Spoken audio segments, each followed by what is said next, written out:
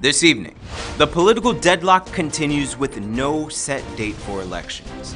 New charity aims to help transform Guyana.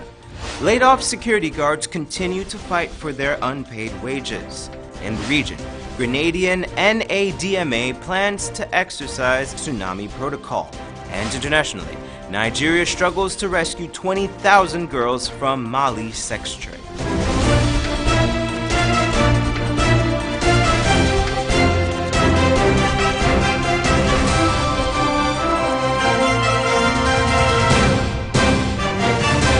Greetings to our viewers in Guyana and around the world. Today is Wednesday, March the 6th, 2019, and this edition of Headline News is now being streamed live on Facebook and YouTube.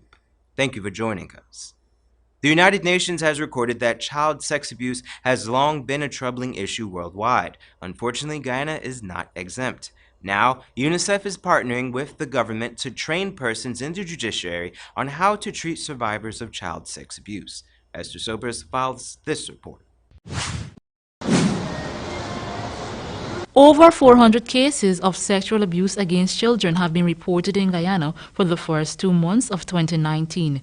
UNICEF representative Sylvie Fawcett shared this troubling statistic at the launching of the Forensic, Psychological and Sexual Offense Special Training Series on Tuesday. According to Fawcett, the training will help the court personnel to engage children who are abused because it is not an easy task. Last year, there were over 1,000 reported cases of child abuse, with the majority of reports coming from Region 10. Given the scope of the issue, UNICEF rep believes that the building capacity will help Guyana to find more permanent solutions. Such solutions will result in the reduction of those numbers and even prevent such cases. Acting Chancellor of the Judiciary, Justice Janet Cummins Edward echoed Fawcett's statement, noting that training is important since insensitive treatment of victims from authorities can result in secondary trauma. The training was coordinated by the Supreme Court of the Judiciary, University of Guyana, and UNICEF. For Headline News, Esther Sobers. Thanks, Esther. This morning's meeting between President David Granger and leader of the opposition, Barrett Jagdeo, has seemingly brought us no closer to having an elections date. To tell us more about that meeting, here's Wendell Jeffrey. So I said to him clearly, you're the president of Guyana. You have a duty to uphold the Constitution of Guyana. GCOM is a creature of the Constitution. GCOM cannot override the Constitution, and therefore, unless we have a discussion on the date, I'm not prepared to move forward on any other issue on the agenda. The engagement this morning focused largely on the role of GCOM, because it is only GCOM, an independent agency, which could determine when elections will be held. I'm standing just outside the office of the presidency, where the opposition leader emerged after our long meeting today and says that there was an impasse, that the president did not want to discuss the setting of an election date, and so he was not able to engage in any of the other agenda items because his sole intention, or his initial and priority intention, was to have the president set a date for the next election. The president or the executive or any other body cannot intervene, cannot intrude, cannot interfere with the work of GCOM.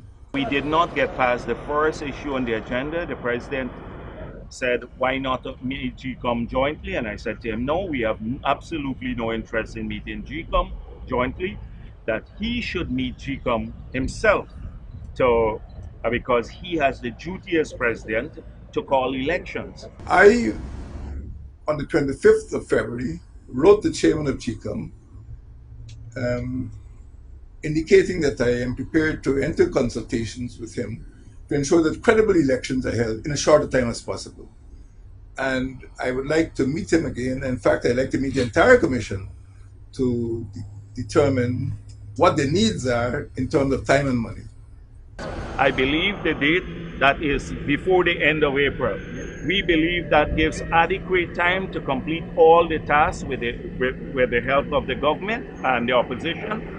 GCOM can have all the tasks completed that would allow them to have credible elections without disenfranchising our people. the president or the executive or any other body cannot intervene, cannot intrude, cannot interfere with the work of GCOM. Nothing concrete came out of the meeting. The opposition leader said that he's prepared to meet again with the president, but only if the president is agreeing to set a date for the next general and regional elections. So I said to him, the key thing is you're the president. You have a responsibility, and not us. You have to set the date for the elections, and therefore you tell us when, and in exchange for that, we might be prepared to vote. There's no crisis. There are issues which have to be resolved, and most of those issues will depend on what I hear from GCOM when I consult them. The time is ticking. The ball is in his court. He is the one who is leading this country into constitutional crisis. There's no crisis. The opposition leader, Barry Jagdeo, thinks that the president is stalling. He says that the house-to-house registration, as announced by GCOM, is a tactic to delay the elections. The house-to-house is not to clean no list. Let's don't delude ourselves. The house-to-house is to delay the elections. That is what they want to do. GCOM is in charge of elections, not the executive. I cannot decide when elections will be held. GCOM has to advise. The leader of the opposition was insistent that a date be set, and he is, in all fairness, prepared to vary the date based on a vote by the National Assembly. These are all the steps needed: the training, the procurement of the material, the printing of the ballot, and nomination day and adequate time. All within 50 days can be done. And then the parties can say, further to this, we are going to provide the money to now to enhance polling day or polling station security. Reporting for Channel 2 Headline News from outside the office of the presidency, downtown Georgetown, Guyana, I am Wendell Jeffrey. Thanks, Wendell. Don't go away. Coming up after the break, new charity aims to help transform Guyana, and laid-off security guards continue to fight for their unpaid wages. But first, here are today's foreign currency exchange rates.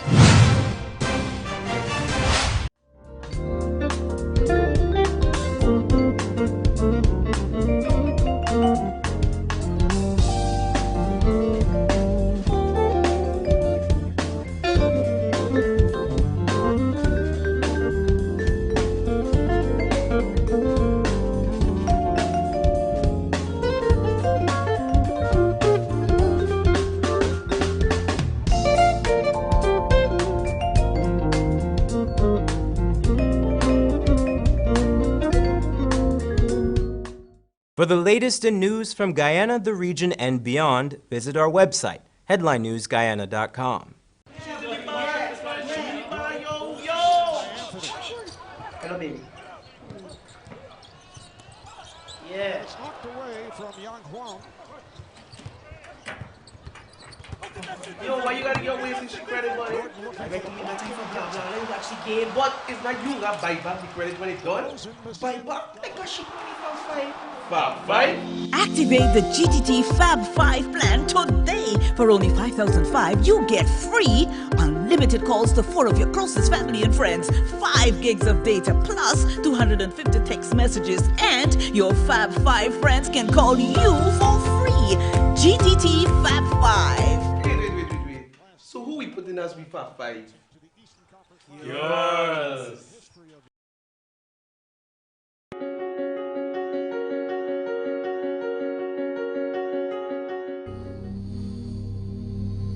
This place is really hot. What's wrong with your AC?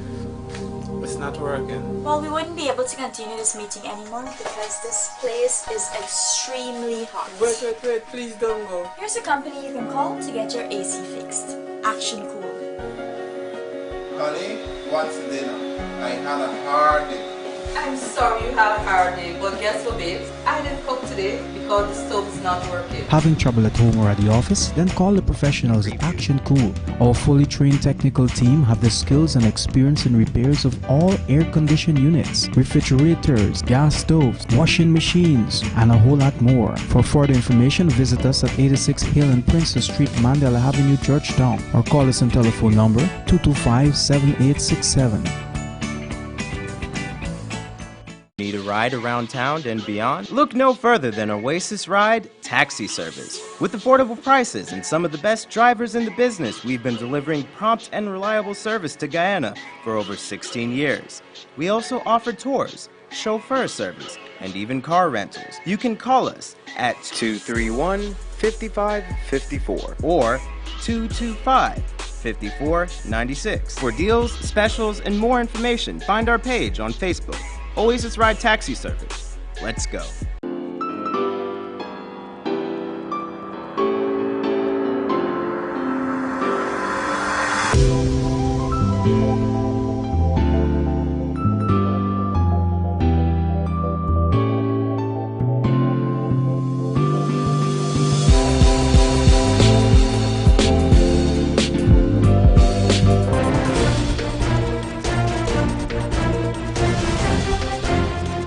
Welcome back. Like in Christianity, alms to the poor is one of the central tenets of Islam. In tune with their spiritual beliefs, the founders of the Muhammad and Soraya Feroz Foundation, a new charity, are prepared to give back to our dear land. Wendell Jeffrey was at their opening ceremony and filed this report. I said to myself, what will we do? What will we do with this premises, you know? And then I said, you know, we should do something in memory of my late father and my mother, Mohammed Feroz and Shaira Feroz. And this is how the idea of the foundation came about. On Saturday at the Muslim Youth Organization of Guyana on Wolford Avenue in Georgetown, dozens of members of the disabled community and other invited guests were present at the launch of the Feroz Family Foundation.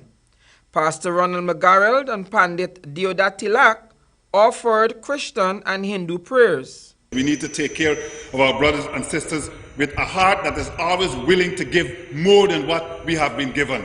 According to Hindu scriptures, we believe Manava Sevaye Madhava Seva, that service to humanity is indeed service to God. Sheikh Muin al-Haq of the Central Islamic Organization of Guyana, CIOG, made a presentation which included a tale of the Prophet Muhammad. God Almighty revealed to Prophet Muhammad, peace be upon him. He said, you're turning away from this blind man. And how do you know that these whom you are trying to get their attention are more beneficial to you than him? So God Almighty is informing the Prophet, maybe this blind man is more useful to you and your cause and your message than these influential persons of society. The foundation is in honor of the parents of Haji Fazil Feroz, who is also the founder and past president of the CIOG. He shared the rationale for the foundation. Mohammed and Shaira Feroz Foundation is going to be housed in Independence Boulevard. We call it Pontrench Dam. We're refurbishing the place right now. The place is in a bad state of repairs. And we'll have a home for elderly women in one area of this premises. Secondly, we will have a place where doctors will be available to members of the community. Feroz said that the foundation will feed 100 persons on weekdays and 200 persons on Saturdays and Sundays. The foundation has already begun its work. On Monday, Feroz visited with the residents of the squatting area on Lombard Street and made some financial donations to those who were displaced by the recent fire. For Channel 2 Headline News, Wendell Jeffrey. Thanks, Wendell.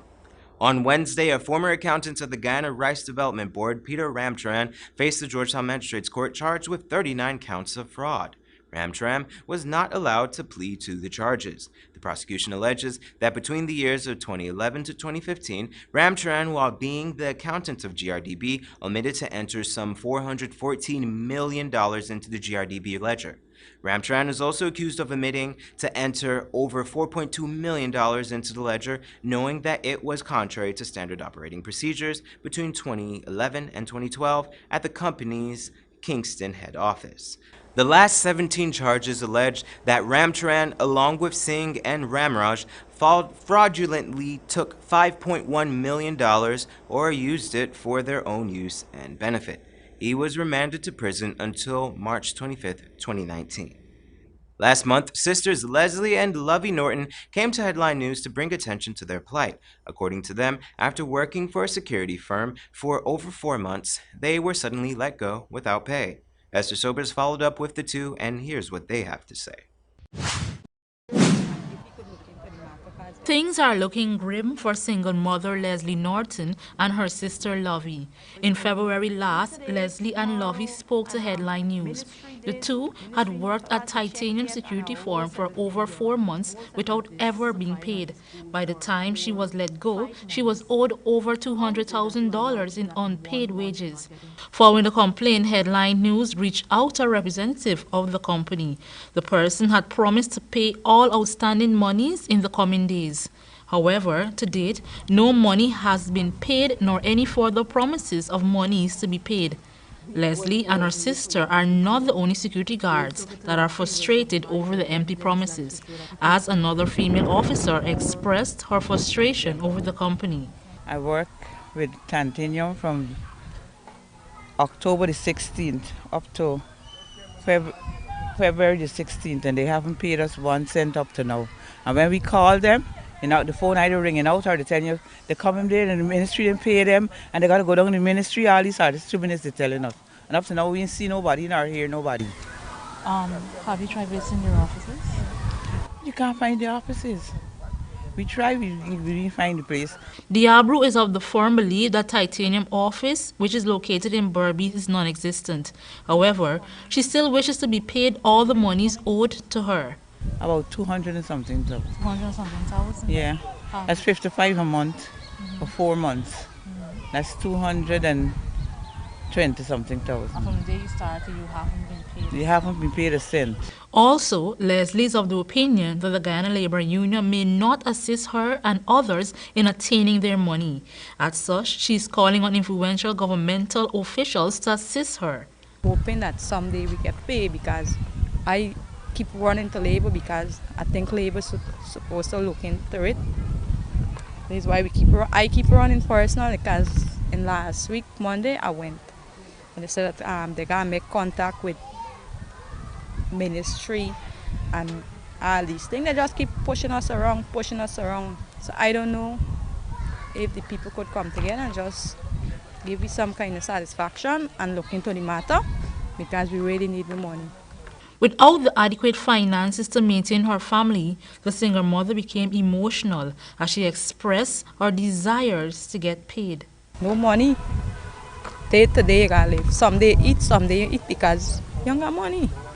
And I'm not from here, from Region 1. I don't have no family around here, so it's hard. If a representative from Titanium is watching, what would you like to say to them? Can he just please come and pay us? With money, we work too hard for it. Calls to the security firm proved futile. For Headline News, Esther Sobers. Thanks, Esther. Don't go away. Coming up after the break. Grenada's NaDMA plans to exercise tsunami protocol, and Nigeria struggles to rescue 20,000 girls from Mali's sex trade. But before that, here's this week's Spiritual Traction schedule.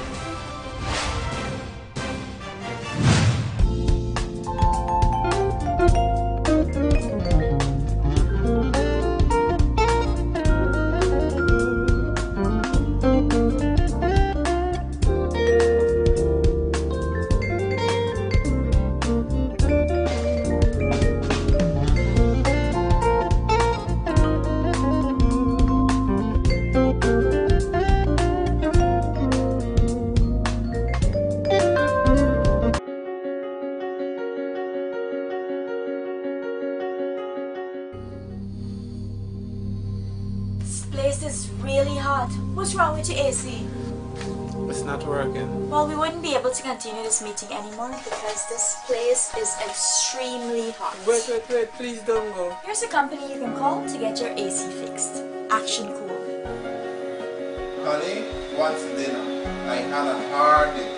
I'm sorry you have a hard day, but guess what, babes? I didn't cook today because the stove is not working. Having trouble at home or at the office? Then call the professionals at Action Cool. Our fully trained technical team have the skills and experience in repairs of all air-conditioned units, refrigerators, gas stoves, washing machines, and a whole lot more. For further information, visit us at 86 Hill and Princess Street, Mandela Avenue, Georgetown, or call us on telephone number 225-7867.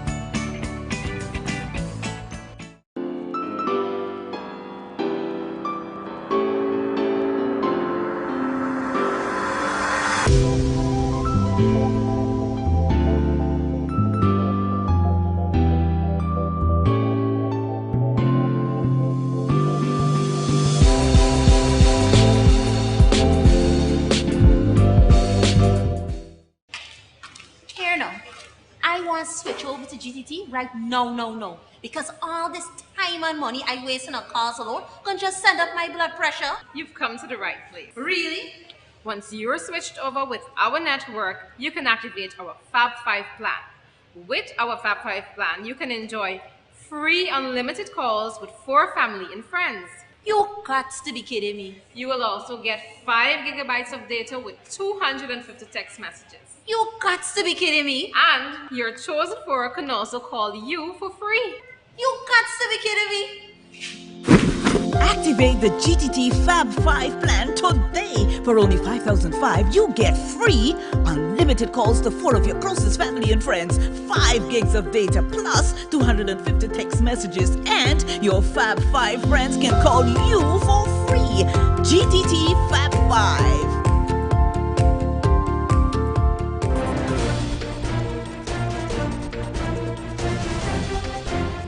Welcome back. Now we take a look at news from the region. The mission of Grenada's National Disaster Management Agency, or NaDMA, is to reduce the loss of life and property within Grenada and its territories by ensuring that adequate preparedness, response, and mitigation measures are in place to deal with the impact of hazards. Next Thursday, the NaDMA is orchestrating an exercise to test the island's standard operational protocol in the event of a tsunami. GBN News' Eugenia Peters reports. The National Disaster Management Agency, NaDMA, will next Thursday orchestrate a tsunami exercise to test Grenada's standard operating protocol. The exercise, NaDMA says, will be held mainly in St. Patrick, but triggering a national response. The SOP was created in 2018 as part of a pilot tsunami-ready project launched in St. Patrick. NaDMA's PR officer Oslin Crosby says the area of St. Patrick was chosen because of its vulnerability to natural disasters. Is that we have a number of vulnerable groups well within the hazard zone in St. Patrick if there is a tsunami in the parish. One, we have the Hilarion Home. It's right on the bay in St. Patrick, down in Mount Rodney. We have a child development center that is right on the bay.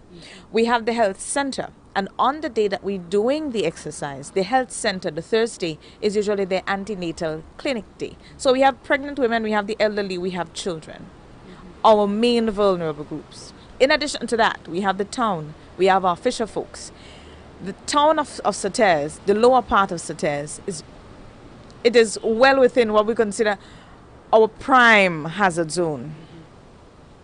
If that were to happen on a Thursday morning as we're assimilating on the 14th, what should people do? So far, NaDMA says it has already completed a number of meetings with stakeholders from the St. Patrick community and national stakeholders. Carib Wave, the Caribbean Tsunami Warning Exercise, is held annually and is aimed at improving the effectiveness of the tsunami warning system along the Caribbean coast. Additionally, other stakeholders will be testing their readiness plans, including the Grenada Tourism Authority and SOL. Crosby says one critical area that will be perused will be communication. You don't wait for an alert. We always say that once it is really heavy, For example, that of last year's 6.9 that we had. It is heavy enough that you feel, it makes you feel, of course you become disoriented, you move. You don't wait for the bells to start ringing in Sauteurs or siren to go off. Right now the fire station is not in St. Patrick. It is further, it is out of the town. If something were to happen and you're waiting for an alert to start, then we would all be dead. 5 minutes is as much as the wave would take to give us. So lessons learned in this case, because it's a local scenario, time is critical. Don't wait for an alert. You feel it, you move. Next Thursday, simulation will be conducted simultaneously in Carriacou and Petite Martinique. Eugenia Peters, GBN News.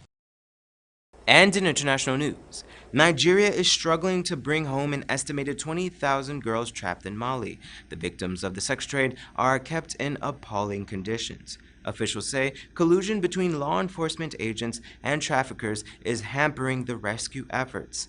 Al Jazeera's Ahmed Idris reports from Kokoyo in western Mali. Here in Kokoyo, the vigilante is law. Despite the presence of Malian soldiers, the armed men arrived in huge numbers. They made it clear the Nigerians trying to rescue their citizens trapped in the sex trade aren't welcome here. Eventually, the delegation had to leave. Activists who've been working with the girls say they face such threats every time. Security agencies are working with them. In a situation where there's a lot of beneficiaries in a crime, it's very, very difficult to eradicate it. The people you think that you will call now to come and help you rescue these guys, they are benefiting every week from them. On the outskirts of town, the team is able to meet some of the girls. Only one of them agreed to go back home. The rest are too afraid of the traffickers and too ashamed to face their peers and relations. We can't force them to go back home, but those who are ready and willing to go back home, the Nigerian embassy, we're working with them closely, we're working with IOM closely. They are going to come together and take the girls back home. While some of the girls have paid off the traffickers, many are still trapped. Teenage girls are less likely to be left off, even after paying an agreed sum of $2,000.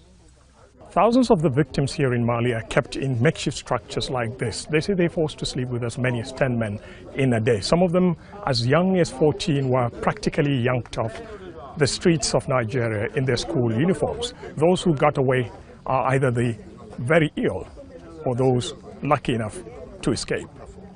At this safe house in the capital, Bamako, a group of 30 women and girls wait for their repatriation home. When news filtered through that some of them will be leaving in a matter of hours, there was jubilation. But 18-year-old Faith isn't among the ones leaving. She's 8 months pregnant and she has a lot of regrets. She's left home without telling anyone. She's now torn between her newly found freedom and how she will be received on arrival in Nigeria. I leave the work while they learn. I leave my mother, come Mali, come to Asham, come carry belly from Mali. This 16-year-old teenage mother and thousands of others like her came to Mali through Benin Republic. A trafficker promised her a new life with a well-paid job. The place will find me say, now you both side, if I go, I'll come back quick so that I will get my money. Because she not tell me that I'm coming here to come and do a shower, she not tell me like that. And she can't tell me like that, I can't say okay. She can't tell me I should not tell anybody. Say I'm traveling. The girls at the mining areas and other brothels of Mali say they were registered by law enforcement on arrival. They also pay weekly dues to authorities whose only problem with prostitution is when it involves minors, at least underage Malians.